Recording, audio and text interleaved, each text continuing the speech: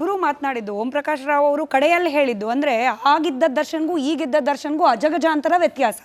ಚೇತನ್ ಅವ್ರು ಹೇಳ್ತಿದ್ದಾರೆ ನೋಡಿ, ಸಿನಿಮಾದವ್ರು ಕಮ್ಮಿ, ಅವ್ರು ಸುತ್ತ ಇರ್ತಿದ್ದು, ಬರ್ತಾ ಬರ್ತಾ ಬೇರೆಯವರೇ ಇರ್ತಾ ಇದ್ರು, ಸ್ಕೂಲ್ ಫ್ರೆಂಡ್ಗಳೆಲ್ಲ ದೂರ ಹೋದ್ರು. ಅಂದರೆ ಒಂದು ಮಾತಿದೆ, ಸಹವಾಸದಿಂದ ಸನ್ಯಾಸಿ ಕೂಡ ಕೆಟ್ಟ ಅಂತ ಹೇಳಿ. ಅಂದರೆ ನಮ್ಮ ಸುತ್ತಲಿರುವವರು ಯಾರು ಇರ್ತಾರೆ ಅದು ನಮ್ಮ ಮುಂದಿನ ಭವಿಷ್ಯವನ್ನು ನಿರ್ಧಾರ ಮಾಡುತ್ತೆ. ಬಹುಶಃ ದರ್ಶನ್ ಅವ್ರ ವಿಚಾರದಲ್ಲಿ ಆಗಿದ್ದು ಅದೇನಾ ಅಂತ ಇರಬಹುದು. ಅಂದರೆ ನಮ್ಮ ಪ್ರತಿಕ್ರಿಯೆಗಳು ನಮ್ಮನ್ನು ರೂಪಿಸುತ್ತವೆ. ಯಾವಾಗೇ ಆಗಲಿ, ಯಾವುದೇ ವಿಷಯಕ್ಕೆ ನಾವು ಯಾವ ರೀತಿ ಪ್ರತಿಕ್ರಿಯೆ ಕೇಳಿಸ್ತೀವಿ ಆ ಮುಖಾಂತರವಾಗಿ ಅದು ಅವರ ಬದುಕನ್ನು ನಿರ್ಧರಿಸ್ತಾ ಇರುತ್ತೆ.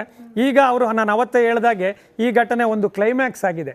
ಅಂದರೆ ಅವರಲ್ಲಿ ನಡೀತಾ ಬಂದು, ಈಗ ನಾವು ಒಬ್ಬ ವ್ಯಕ್ತಿ ಸ್ಪೀಡಾಗಿ ಹೋಗ್ತಾ ಇದ್ದಾನೆ ಅಂದರೆ ಇವತ್ತಲ್ಲ ನಾಳೆ ಅವನು ಡ್ಯಾಶ್ ಹೊಡಿತಾನೆ ಅಂತ ಒಂದು ಅಂದಾಜು ಹೇಳ್ತೀವಿ, ಅವ್ನು ಡೆಫಿನೆಟಾಗಿ ಆಗ್ತಾನೆ.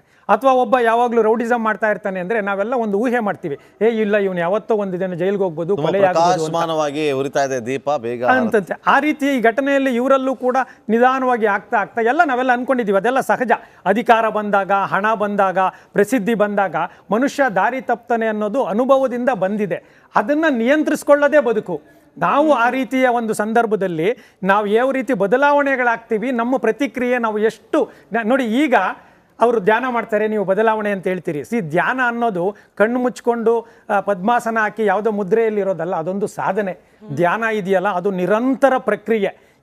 ಈಗ ದರ್ಶನ್ ಅವರಲ್ಲಿ ಏನು ಬದಲಾವಣೆ ಅಂತ ನೀವು ಹೇಳ್ತಿದ್ದೀರಿ, ಅದು ಅನಿವಾರ್ಯ ಮತ್ತು ಒತ್ತಡದಿಂದ ಬಂದಿರುವ ಈ ಕ್ಷಣದ ಒಂದು ಪ್ರತಿಕ್ರಿಯೆ. ಈಗ ಅವರು ನಾವು ಕುವೆಂಪು ಅವ್ರ ಪುಸ್ತಕ ಓದಬೇಕು, ಬೇರೆ ಪುಸ್ತಕ ಓದಬೇಕು ಅಂತ ಹೇಳಿದ್ದಾರೆ. ಇದನ್ನು ಅವರು ನಿಜವಾಗ್ಲೂ ಅವರು ಶಾಂತಿಯುತ ಎಲ್ಲಿ ಪೀಕಲ್ಲಿ ಇರ್ತಾರಲ್ಲ ಅಂತಹ ಸಂದರ್ಭದಲ್ಲಿ ಅವರು ಆ ಕಾದಂಬರಿಗಳನ್ನಾಗಲಿ ಓದಿದರೆ ಅದ್ರ ಪರಿಣಾಮ ಬರ್ತಾ ಇತ್ತು. ಈಗ ಇದು ಒತ್ತಡಕ್ಕಾಗಿ ನೀವು ಹೇಳಿದ್ರಲ್ಲ, ಕಣ್ಣು ಮುಚ್ಕೊಂಡು ಧ್ಯಾನ ಅಂದರೆ ಅಲ್ಲಿ ಬಹಳಷ್ಟು ಒತ್ತಡಗಳಿರ್ತಾರೆ. ಆ ಜೈಲು ಸೂಪರ್ ನಿವೃತ್ತ ಅವರು ಹೇಳ್ತಿದ್ರಲ್ಲ, ಆ ರೀತಿ ಅಲ್ಲಿರುವ ಒತ್ತಡ ನೋಡಿ. ಅವ್ರ ಬದುಕು 30 ದಿನದ ಹಿಂದೆ ಒಬ್ಬ ಸೂಪರ್ ಸ್ಟಾರ್ ಮತ್ತು ವೇಗವಾಗಿ ಹೋಗ್ತಾ ಇತ್ತು. ಇವತ್ತು ಆಲ್ಮೋಸ್ಟ್ ಡೆಡ್ ಸ್ಲೋಗೆ ಬಂದಿದೆ. ಮತ್ತು ಕೊಡೆ ಹಿಡಿಯೋರು, ಅವ್ರು ಕೇಳಿದ್ದು ಊಟಗಳನ್ನು ಕೊಡ್ತಾ ಇದ್ದರು, ಅದೆಲ್ಲವೂ ಇಲ್ದಾಗೆ 4 ಜನದ ಶೇರ್ ರೂಮಲ್ಲಿ ಆ ಬಾತ್ರೂಮಿಗೆ ಬೀಗ ಇದೆಯೋ ಇಲ್ಲ ಗೊತ್ತಿಲ್ಲ, ಬಾಗಿಲಿದೆಯೋ ಇಲ್ಲ ಗೊತ್ತಿಲ್ಲ, ಆ ಥರದ ಒಂದು ಪರಿಸ್ಥಿತಿಗೆ ಬಂದು ನಿಂತಾಗ ಸಹಜವಾಗಿ ಇದು ಒತ್ತಡ. ಜೊತೆಗೆ ನೋಡಿ, ಯಾವುದೇ ಒಬ್ಬ ವ್ಯಕ್ತಿಯಲ್ಲಿ ಈಗ ನಡೆದೋಗಿದೆ ಘಟನೆ, ಅವ್ರ ಮನಸ್ಸಲ್ಲಿ ಇದು ನನ್ನನ್ನು ಎಲ್ಲಿ ಕರ್ಕೊಂಡು ಹೋಗ್ಬೋದು, ಜೀವಾವಧಿ ಶಿಕ್ಷೆ ಆಗುತ್ತಾ, ಗಲ್ಲು ಶಿಕ್ಷೆ ಆಗುತ್ತಾ, ಬಿಡುಗಡೆ ಆಗ್ಬಿಡ್ತೀನ, ನನ್ನ ಮಗ ಏನು, ನನ್ನ ಹೆಂಡತಿ ಭವಿಷ್ಯ ಏನು, ನನ್ನ ಈಗ ಭವಿಷ್ಯ, ಈ ಥರದ್ದು ಇದೆಯಲ್ಲ, ಇದು ಮನುಷ್ಯನ ತಾಕಲಾಟಗಳು ಆಡ್ತಾನೆ ಇರುತ್ತೆ. ಸಹಜವಾಗಿ ನೀವು ಆವಾಗ ಧ್ಯಾನಸ್ಥ ಸ್ಥಿತಿಗೆ ಬರ್ತೀರಿ. ಆದರೆ ಆ ಧ್ಯಾನಸ್ಥ ಸ್ಥಿತಿಗೂ ಕೂಡ ಸುಮ್ಮನೆ ಕಣ್ಣು ಮುಚ್ಕೊಳೋದಲ್ಲ, ಅದು ಕೂಡ ಒಂದು ಸಾಧನೆಯಾಗಬೇಕು. ಪುಸ್ತಕಗಳು ಕೂಡ ಒಬ್ಬ ಇವರಿದ್ರು, ಯಾರು ಕರ್ನಾಟಕದ ಮುಖ್ಯ ಕಾರ್ಯದರ್ಶಿ, ಅವರಿಗೆ ಒಂದು ಕೇಸಲ್ಲಿ 1 ತಿಂಗಳು ಸಜಾ ಆಯಿತು. ಆ ಟೈಮಲ್ಲಿ ಅವರು ಭಗವದ್ಗೀತೆಯನ್ನು ಮತ್ತು ಬೇರೆ ಬೇರೆ ಎಲ್ಲ ಪುಸ್ತಕಗಳನ್ನು ತೊಗೊಂಡು ಓದೋಕ್ಕೆ ಶುರು ಮಾಡಿದ್ರು. ಅಂದರೆ ನಿಮ್ಗೆ ಈ ಅಭ್ಯಾಸ ಇದೆಯಲ್ಲ, ಇದು ಯುದ್ಧ ಕಾಲ ಶಸ್ತ್ರಾಭ್ಯಾಸ ಅಲ್ಲ, ಇದು ನಿಮಗೆ ಚಿಕ್ಕ ವಯಸ್ಸಿಂದ ಬಂದಿರುವ ಸಂಸ್ಕಾರಗಳು ನಿಮ್ಮನ್ನು ಆ ರೀತಿ ರೂಪಿಸ್ಕೊಂಡು ಹೋಗ್ಬೇಕೇ ಹೊರತು ಈ ಕಾಲದ ಒತ್ತಡದಿಂದ ನೀವು ಬಂದಾಗ ನಾನು ಸದ್ಯಕ್ಕೆ ಇಷ್ಟು ಅರ್ಲಿ ಬದಲಾವಣೆಯ ಮೊದಲನೆಯ ಹೆಜ್ಜೆಗೆ ಮನಸ್ಸು ಮಾಡಿರ್ಬೋದು, ಅಥವಾ ಒತ್ತಡದಿಂದ ವಿಧಿ ಇಲ್ಲದೆ ಮಾಡ್ತಾ ಇದ್ದಾರೋ ಗೊತ್ತಿಲ್ಲ. ಅದು ಒಳಗಡೆ ಬದಲಾವಣೆ ಆಗ್ತಾ ಹೋದ್ರೆ ಮುಂದಿನ ದಿನಗಳಲ್ಲಿ ಕಾನೂನಿನ ವಿಚಾರವಾಗಿ ಹೋರಾಟದ ಸಂದರ್ಭದಲ್ಲಿ ಇದೆಲ್ಲವೂ ಕೂಡ ಅನುಕೂಲ ಆಗುತ್ತೆ. ಅದಕ್ಕೆ ಮೊದಲು ಒಂದೇ ಒಂದು ಮಾತು ಸ್ವಾಮಿ ವಿವೇಕಾನಂದರು ಹೇಳ್ತಾರೆ, ನೀವು 1000 ಜನದ ಹತ್ರ ಮಾತಾಡ್ಬೋದು, ಆದರೆ ದಿನದಲ್ಲಿ ನಿಮ್ಮ ಜೊತೆ ನೀವು ಒಂದು 10 ನಿಮಿಷ ಮಾತಾಡ್ಕೊಳ್ಳಿ, ನಿಮ್ಮ ಆತ್ಮ ಶುದ್ಧಿ ಆಗುತ್ತೆ ಅಂತೇಳಿ. ಆ ಕೆಲಸವನ್ನು ಏನಾದರೂ ದರ್ಶನ್ ಅವ್ರೀಗ ಮಾಡಲಿಕ್ಕೆ ಸಾಧ್ಯ ಆದರೆ ಖಂಡಿತವಾಗ್ಲೂ ಅವರಲ್ಲಿ ರಿಯಲ್ ಬದಲಾವಣೆ ಬರುತ್ತೆ. ಅದು ಬರಲಿ ಅನ್ನೋದು ನಮ್ಮ ಆಶಯ. ಓಕೆ, ಪ್ರಕಾಶ್ ಬಾಬುರೇ, ಸ್ಮಿತಾ ಮೇಡಮ್ ಹೇಳ್ತಾ ಇದ್ರು ಆಗಲೇ ಸಹವಾಸ ದೋಷ ಅಂತೇಳಿ. ಯಾಕೆ ನೋಡಿ, ಇವತ್ತು ಅವರ ಜೊತೆಯಲ್ಲಿ ಈಗ ಒಂದು 2-3 ವರ್ಷಗಳ ಒಂದು ಡೆವಲಪ್ಮೆಂಟ್, ಅದನ್ನು ಅವರ ಜೊತೆಲಿ ಇದ್ದಂಥವ್ರನ್ನ ಗಮನಿಸಿದ್ರೆ ಸಿನಿಮಾ ರಂಗದಲ್ಲಿದ್ದಂಥವರು ಎಲ್ಲರೂ ಕೂಡ ದೂರ ಆಗಿದ್ರು.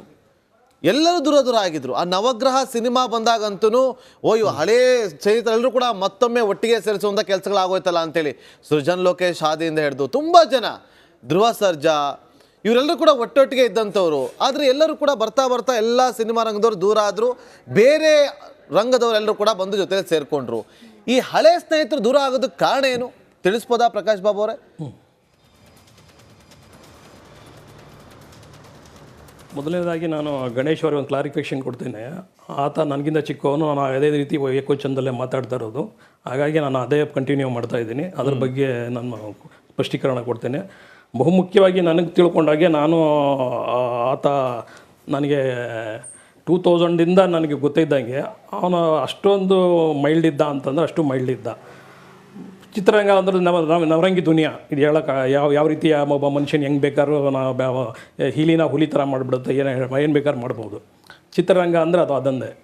ನನಗೆ ತಿಳಿದಾಗ ಮಟ್ಟಿಗೆ ಅವನು ಯಾರು ಇವತ್ತು ಏನೋ ಅವನು ಕ್ಲಾಸ್ಮೇಟ್ಸ್ ಇರ್ಬೋದು ಚಿಕ್ಕದಿಂದ ಇದ್ದವರು ಯಾರೂ ಇಲ್ಲ ಈಗ ಅವ್ನಿಗೆ ಇರೋದು ಎಲ್ಲ ಯಾರು ಅಂತಂದರೆ ಅವನಿಗೆಲ್ಲ ಈಗ ಇತ್ತೀಚೆಗೆ ಬಂದರು ಯಾರಿಗೆ ನೀವು ಈಗೆಲ್ಲ ಜೈಲಲ್ಲಿ ಹೋಗಿದ್ದಾರೆ ಒಂದು 2 ವರ್ಷ ಇರ್ಬೋದು ಅಷ್ಟೇ ಅವರೆಲ್ಲ.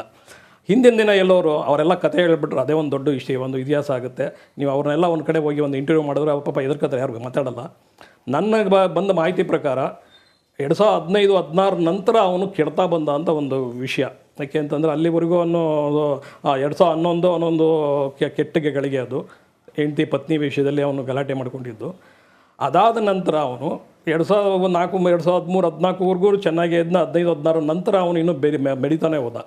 ಆದರೆ ಅವನು ಕೆಟ್ಟ ಕಾಮೆಂಟ್ ಮಾಡ್ತಿದ್ದಾಗ ಅವನಿಗೆ ಹತ್ರದಲ್ಲಿದ್ದವರು, ಅವ್ನಿಗೆ ಹಿರಿಯರೇ ಇರ್ಬೋದು, ಯಾರ್ಯಾರಾಗಲಿ, ಅಂಬರೀಷ್ ಅಂತವ್ರು ಇರ್ಬೋದು, ಸುಮಲತಾ ಅಂತ ಇರ್ಬೋದು, ಇವ್ರು ಆಕ್ಲೆ ವೆಂಕಟೇಶ್ ಅಂತವ್ರು ಇರ್ಬೋದು, ಯಾರೇ ಆಗಿರಲಿ ಅವ್ರಿಗೆ ಬಂದು ಯಾಕೆ ಹಿಂಗೆ ಮಾತಾಡ್ತೀಯ, ಎಲ್ಲ ಸರಿಯಿಲ್ಲ, ಪಬ್ಲಿಕ್ಕಲ್ಲಿ ಹೆಂಗಿರಬೇಕು, ಅದನ್ನು ಯಾರೂ ಒಬ್ಬರು ಹೇಳ್ತಿಲ್ಲ.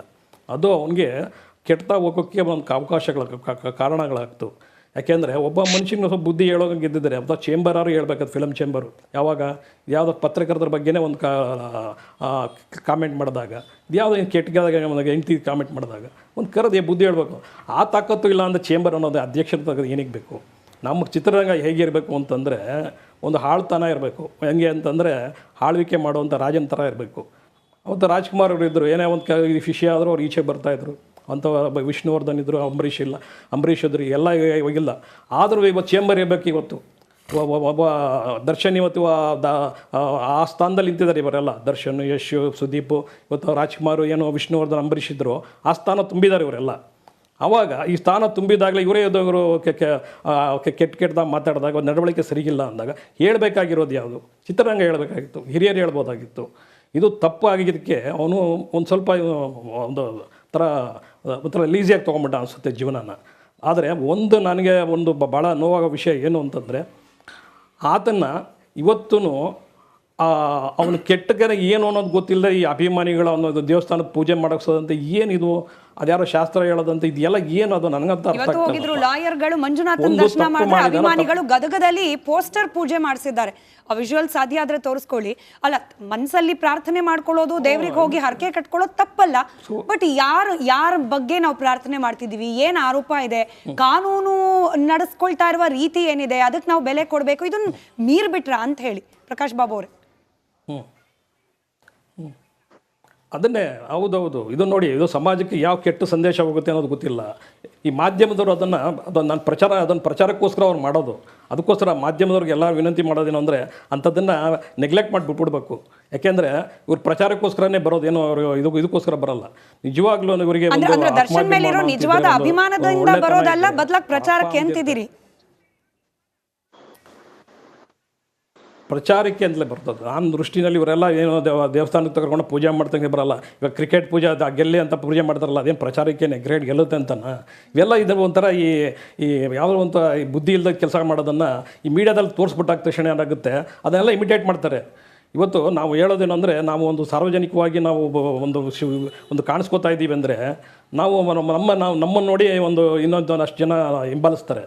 ನಾವು ನೆಟ್ಟಿಗಿರಬೇಕು ಅನ್ನೋದನ್ನು ಮೊದಲು ಸಮಾಜದಲ್ಲಿ ನಾವು ಮಾಧ್ಯಮದಲ್ಲಿ ಪತ್ರಕರ್ತನಾಗಿ ನಾನು ಹೇಳೋದೇನು ಅಂತಂದರೆ, ಮಾಧ್ಯಮ ಮಿತ್ರರಿಗೆ ಇಂಥದ್ದನ್ನು ನಾವೇ ಅವಾಯ್ಡ್ ಮಾಡಬೇಕು. ಖಂಡಿತ ನಾವೇ ಅವಾಯ್ಡ್ ಮಾಡಬೇಕು. ಇಂಥದ್ದು ಅವಾಯ್ಡ್ ಮಾಡ್ತಾ ಬಂದರೆ ಸಮಾಜಕ್ಕೆ ಕರೆಕ್ಟಾಗಿ ಒಂದು ಸಂದೇಶ ಹೋಗುತ್ತೆ. ಈ ಸಂದೇಶ ನಾವು